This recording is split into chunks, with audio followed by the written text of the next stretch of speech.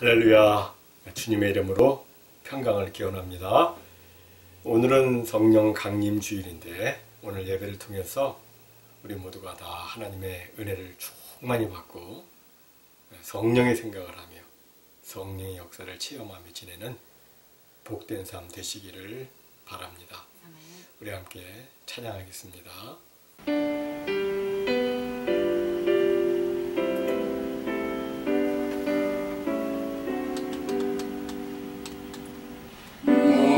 무한하신 주 성령 우리 어른 성품에 생명빛을 주소서. 오예 사시오. 우리 죄를 씻으사 피곤한 자 힘주며 이른 양 찾으소서. 오해 사시오. 우리 마음의 평안을 이슬같이 내리사 열매 맺게 하소서. 오해 사시오.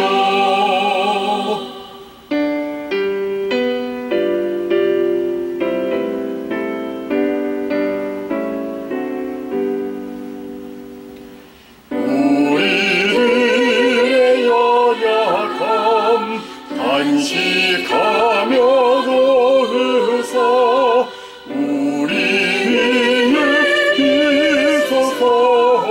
오예 사시오. 예수 말씀 따라서 아버지라 부름을 밝히 가르치소서. 오해 사시오. 영생하는 인신표 기업 얻을 증언이 전부 인도하소서. 오해 사시오. 다 같이 오늘 하나님께서 우리들에게 주시는 말씀 같이 봉독하겠습니다.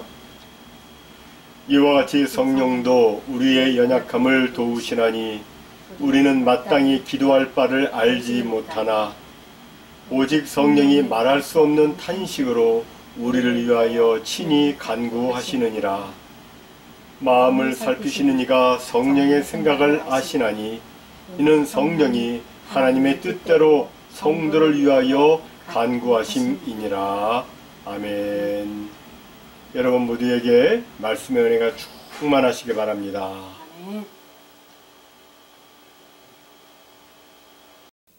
오늘은 교회력으로 성령 강림 주일입니다. 2000년 전 오순절에 성령께서 강림하신 것을 기념해서 지키는 절기입니다. 그럼 왜 성령께서는 이 땅에 강림하셨을까요? 그것은 바로 우리를 돕기 위해서입니다. 요한복음 14장 16절에 보면 예수님께서 성령님을 보혜사라고 부르셨습니다. 보혜사란 말은 돕기 위해서 옆으로 부름받은 자라는 뜻입니다. 예수님께서 이 땅에 계셨을 때는 예수님이 보혜사이셨습니다. 예수님이 병자들과 연약한 사람들 옆에 계시면서 그들을 고쳐주셨고 도와주셨습니다. 하지만 예수님이 이 땅에서의 모든 사역을 마치시고 하늘로 올라가시고 난 다음에는 이 땅에 우리를 도와줄 보혜사가 없게 되었습니다. 그래서 예수님께서는 내가 가면 또 다른 보혜사를 너희에게 보내줄 것이다 라고 약속하셨습니다. 그 또 다른 보혜사가 바로 성령이십니다. 예수님께서는 승천하시기 직전에 제자들에게 예루살렘을 떠나지 말고 아버지의 약속하신 성령을 기다리라고 말씀하셨습니다. 그 말씀에 120명의 사람들이 순종해서 마가의 다락방에 모여 간절히 기도하며 성령을 기다렸습니다. 드디어 예수님이 승천하신 지 11주에 되는 날에, 예수님의 부활로 치자면 50일째 되는 오순절 날에 주의 약속하신 성령이 하늘로부터 급하고 강한 바람처럼 그들에게 임하셨습니다. 그리고 그들에게 권능을 주어 복음을 전하게 하셨는데, 그렇게 해서 생겨난 것이 바로 교회입니다. 사람들은 흔히 교회를 건물로 생각하지만, 그러나 교회는 건물이 아니고 예수 그리스도를 믿는 사람들의 모임입니다. 지금 여기가 교회이며 예수님을 믿는 여러분이 교회입니다. 그런데 사람들이 어떻게 해서 예수님을 믿게 되었느냐면 성령의 역사로 믿게 되었습니다. 고린도전서 12장 3절에 보면 누구든지 성령으로 아니하고는 예수를 주시라 할 수 없다고 말씀하고 있습니다. 즉 성령의 역사로 말미암아 주와 복음을 믿게 되고, 이렇게 믿는 사람들이 함께 모여 교회가 된 것입니다. 이처럼 성령께서는 사람들로 하여금 주를 믿게 하여 교회를 세우셨습니다. 그리고 성령께서는 주님을 믿는 성도들을 여러 가지로 도와주시는데, 우리의 예배가 아버지께서 받으시는 예배가 되도록 또 도와주십니다. 요한복음 4장 23절과 24절을 보면 여러분이 잘 아시는 말씀이 나옵니다. 아버지께 참되게 예배하는 자들은 영과 진리로 예배할 때가 오나니 곧 이때라. 아버지께서는 자기에게 이렇게 예배하는 자들을 찾으시느니라. 하나님은 영이시니 예배하는 자가 영과 진리로 예배할지니라. 여기 영과 진리로 예배한다는 것은 성령의 인도를 받아 진리이신 예수 그리스도를 힘입어 아버지 하나님께 예배 드리는 것을 의미합니다. 즉 성령의 도움으로 우리는 하나님이 받으시는 참 예배를 드리게 되는 것입니다. 또 성령께서는 우리가 성령의 열매를 맺도록 도와주십니다. 우리에게서 사랑과 희락과 화평과 오래 참음과 자비와 양성과 충성과 온유와 절제와 같은 성령의 열매를 맺을 수 있도록 성령께서 우리의 마음을 감동하시고 감화하시고 역사해 주십니다. 아멘.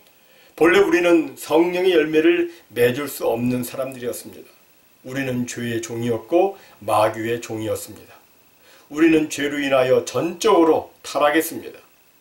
그래서 우리에게서는 타락한 생각이 나오고 살인과 간음과 음란과 도둑질과 같은 타락의 열매가 나올 수밖에 없었습니다. 그러나 성령께서 우리 가운데서 역사해 주심으로 우리를 새 사람으로 만들어 주셨고, 우리의 타락한 성품이 거룩히 변화되어 거룩한 성령의 열매를 맺게 해 주셨습니다. 참으로 성령님은 우리로 하여금 거룩한 성령의 아름다운 열매를 맺게 해 주십니다. 또 성령께서는 우리에게 참 자유를 주십니다. 오늘날 이 땅에 자유가 있지만, 그러나 이 자유는 참 자유가 아닙니다. 이 세상의 자유는 자유를 빼앗긴 자유입니다.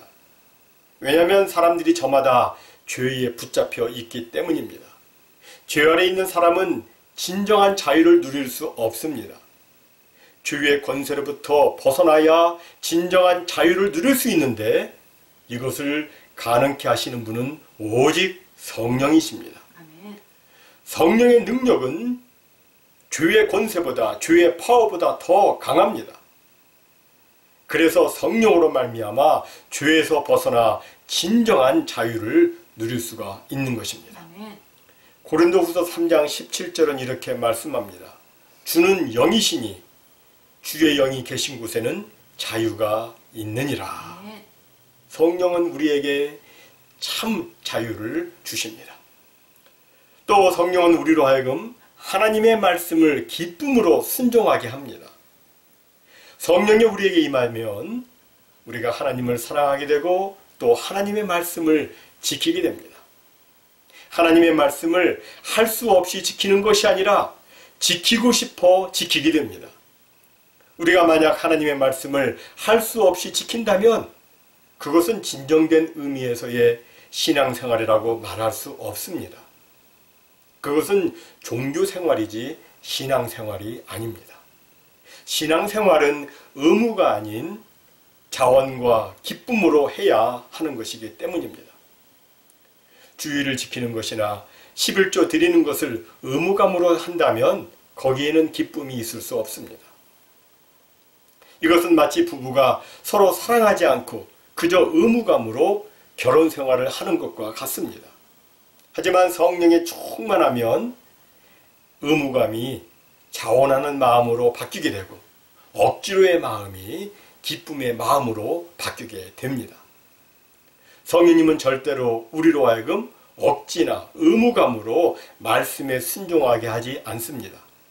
성령님은 우리 가운데 선한 능력으로 역사하셔서 기쁨과 감사와 사랑함으로 주의 말씀에 순종하게 하십니다.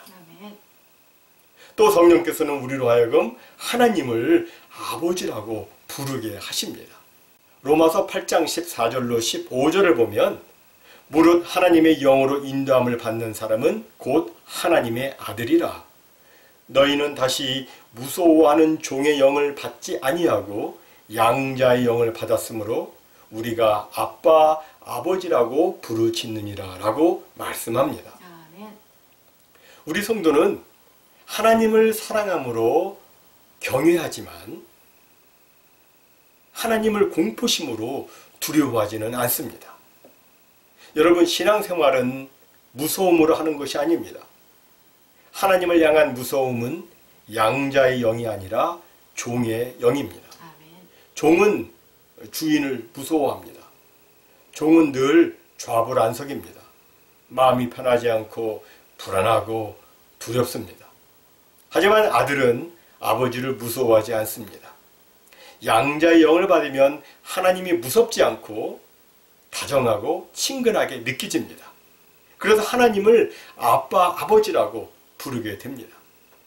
여기 아빠라는 말은 마치 어린아이가 아버지를 향해서 아빠하고 부르듯이 다정하고 친근하게 부르는 것을 의미합니다. 그런데 누가 그렇게 부를 수 있게 해주느냐면 성령께서 해주십니다. 성령께서 우리 마음에 하나님이 바로 나의 아버지이시라는 것을 믿게 하시고 하나님을 향해서 다정하고 친근하게 아빠, 아버지라고 부르게 해주시는 것입니다. 또 성령은 우리에게 기쁨을 주십니다. 성경시대 당시 유대 종교는 무겁고 어두웠습니다. 인생도 힘든데 종교가 또 하나의 짐이 되었습니다. 그런 상태에서는 기쁨이 있을 리가 없습니다. 그런데 오순절에 성령께서 임하시자 마가다락방에 모인 사람들에게 참 기쁨이 생겼습니다. 기쁨은 환경을 이긴 자에게서 나타나는 모습입니다. 승리한 삶의 표현이 기쁨입니다. 어려움이 없는 것이 아니라 어려움이 있는데도 기쁜 것입니다. 세상에서의 기쁨은 환경과 외부 조건의 영향을 받는 기쁨입니다. 그러나 성령의 기쁨은 외부 조건과 상관없이 우리 안에서 계속해서 솟아나는 기쁨입니다. 예수님은 일찍이 나를 믿는 자는 성경의 이름과 같이 그 배에서 생수의 강이 흘러나오리라 하셨는데 이는 그를 믿는 자들이 받을 성령을 가리켜 말씀하신 것이라고 요한복음 7장은 말씀합니다. 아멘. 외부 조건이나 상황과 상관없이 계속해서 내 속에서 흘러넘치는 성령의 기쁨을 성령께서 우리에게 주시는 것입니다. 아멘. 또 성령께서는 우리가 연약하여 마땅히 간구하지 못한 것을 대신 간구해 주십니다. 우리는 기도를 하지만 마땅히 기도할 바를 알지 못하고 기도할 때가 있습니다.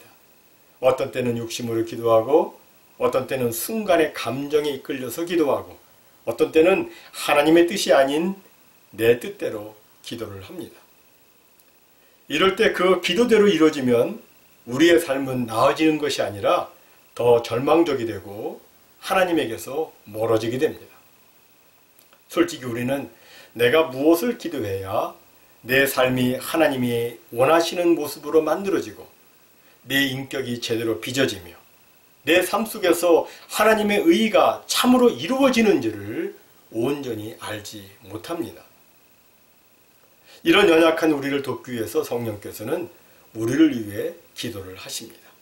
나의 본질과 나의 체질을 아시고 나의 과거와 현재와 미래를 아시며 또 무엇이 나에게 최선인가를 아시는 성령 하나님께서 나의 진정한 필요를 위해서 기도해 주시는 것입니다. 그런데 성령님은 보통 기도를 하시는 것이 아니라 탄식하며 깊은 기도를 하십니다. 우리가 기도하지 않을 때, 우리가 죄를 지을 때, 또 우리가 너무 힘들어 눈물 흘리고 낙심할 때 성령님은 우리 안에서 말할 수 없는 근심으로 탄식하시고 애달파하시고 우리를 안타깝게 여기시며 우리를 위해 기도하시는 것입니다. 아멘. 이 성령의 기도가 있기 때문에 우리가 오늘을 사는 것입니다. 아멘. 비록 나의 삶에 비틀거림이 있고 부정직과 교만과 각종 죄악과 나의 그릇된 선택이 있음에도 불구하고 우리가 오늘 여기까지 버티고 서 있을 수 있는 이유는 바로 성령님의 탄식 기도가 있기 때문인 것입니다. 아멘. 그리고 성령께서는 우리를 위해서 기도하실 뿐만 아니라 우리가 연약해질 때 우리 곁에 다가와서 우리를 도와주십니다. 오늘 보면 성령께서 우리의 연약함을 도우신다는 말씀에서 이 돕는다는 말은 원어로 볼 때 크게 두 가지 의미가 있습니다. 하나는 어린아이가 걸음마를 배울 때 부모가 옆에서 도와주는 것을 의미합니다. 아이가 걸음마를 시작할 때 아이가 쓰러진다고 해서 그 아기를 향해서 왜 쓰러졌냐고 혼내거나 핀잔 주는 부모는 없습니다. 부모는 아이에게 다시 해봐, 걸음마 하면서 아이를 격려하며 다시 일으켜 세워줍니다. 성령님도 우리를 그렇게 도와주십니다. 우리가 신앙의 여정길에서 연약하여 쓰러지고 낙심될 때 성령께서는 우리를 정죄하지 않으시고 우리가 다시 일어나 걸을 수 있도록 우리를 도와주십니다. 그리고 돕는다는 말의 두 번째 의미는 무거운 짐을 지고 가다가 더 이상 버틸 수 없게 되었을 때 다른 사람이 곁에 다가와서 그 짐을 같이 들어준다는 의미입니다. 여러분, 우리가 인생에 무거운 짐을 지고 가다가 더 이상 견디지 못할 때 누가 도와주십니까? 보혜사 성령님께서 도와주십니다. 아멘. 성령님은 내가 삶의 위기와 난관에 봉착해 있을 때에 나를 돕기 위해서 내 곁에 재빨리 다가와 내 짐을 함께 들어주십니다. 아멘. 그런데 우리는 때때로 무거운 인생 짐을 지고 가면서 아예 이 무거운 짐을 없애주시면 얼마나 좋을까라는 생각을 하곤 합니다. 그러나 성령님은 그 짐을 없애주기보다는 그 짐을 같이 들어주십니다. 아멘. 집에 자녀가 학교에서 숙제를 받아와 도움을 요청할 때 지혜로운 어머니는 답을 다 달아주지 않습니다. 오히려 자녀가 그 문제를 풀 수 있도록 도와줍니다. 아멘. 마찬가지로 성령님께서도 우리를 도우셔서 우리로 하여금 문제를 극복해 하여 더 강하게 해 주시는 것입니다. 아멘. 사랑하는 성도 여러분, 우리는 다 연약한 존재들입니다. 그러나 우리는 약자이면서도 거룩한 약자입니다. 보혜사 성령님과 연결되어 성령님의 도움을 받는 강력한 약자입니다. 특별히 성령께서는 한 번 도와주시고 마는 것이 아니라 계속해서 우리를 끝까지 책임지고 도와주시기 때문에 우리는 반드시 인생길에서 승리하게 되어 있습니다. 아멘. 성령님은 우리를 도우시되 항상 현재로 도와주십니다. 오늘 말씀 이와 같이 성령도 우리의 연약함을 도우시나니 이 말씀에서 이 돕는다는 말은 현재형으로 되어 있습니다. 이 말은 성령께서 항상 우리를 현재로 도와주신다는 의미의 말씀입니다. 우리가 어려움에 처해 있을 때 과거의 도움은 아무 도움이 되지 않습니다. 앞으로 도와줄 것이라는 말은 별 의미가 없습니다. 성령님께서는 이미 도와주었으니 이젠 됐다라고 말씀하지 않으십니다. 앞으로 나중에 도와줄 것이다라고 말씀하지 않으십니다. 성령께서는 항상 현재로 도와주십니다. 항상 우리와 함께 하시면서 우리를 도와주십니다. 성령님은 우리가 천성에 이르러 영광 중에 변화할 때까지 우리를 계속해서 도와주십니다. 말할 수 없는 탄식의 간구로 우리를 도우시고 우리 옆에서 우리 짐을 같이 들어주심으로 우리를 도우십니다. 그래서 우리로 하여금 반드시 궁극적 승리와 영광을 얻게 해 주십니다. 사랑하는 성도 여러분, 인생은 내가 내 힘 가지고 사는 것 아닙니다. 인생은 성령님의 인도하심과 성령님의 도우심 속에서 사는 것입니다. 이것을 믿고 이것을 경험하며 사는 것이 신앙생활인 것입니다. 모쪼록 우리 모두 오늘 주신 말씀 늘 기억하고 날마다 성령님을 의지하고 바라는 신앙으로 살기를 바랍니다.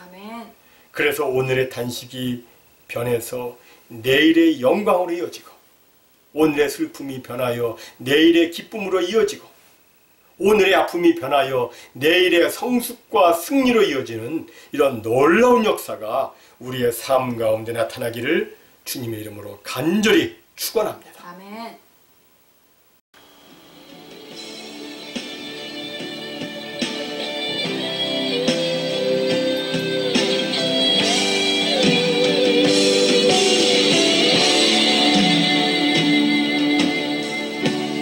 소서 진리의 성령이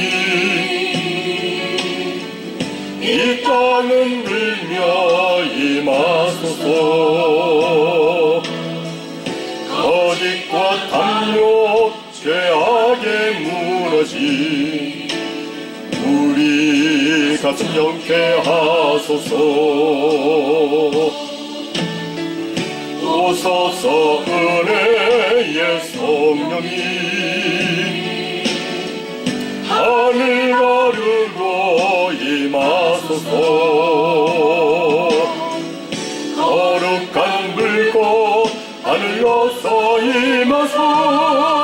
타오르게 하소서 주 영광을.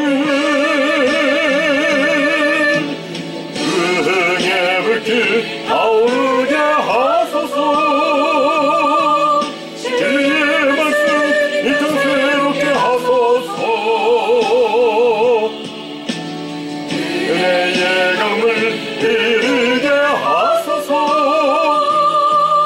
성령의 바람 이 땅 가득 불어와. 이만 입은 주의 순결한 백성 주의 영광 위에 이제 일어나. 열방을 치유하며 행진하는 영광의 그날을 주소서. 소서 진리의 성령이 이 땅 흔들며 임하소서. 거짓과 탐욕 죄악에 무너진 우리 가슴 정케 하소서. 오소서 은혜의 성령이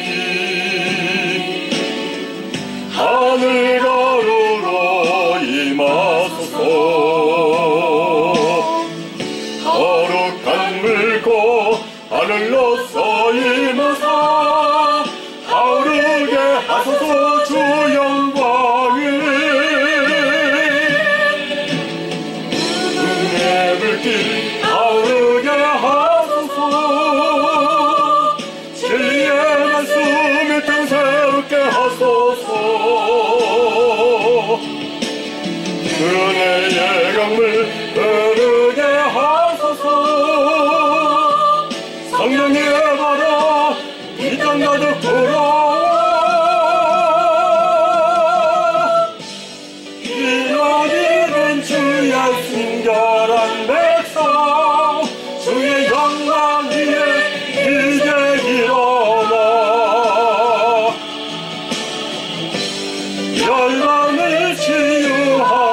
행진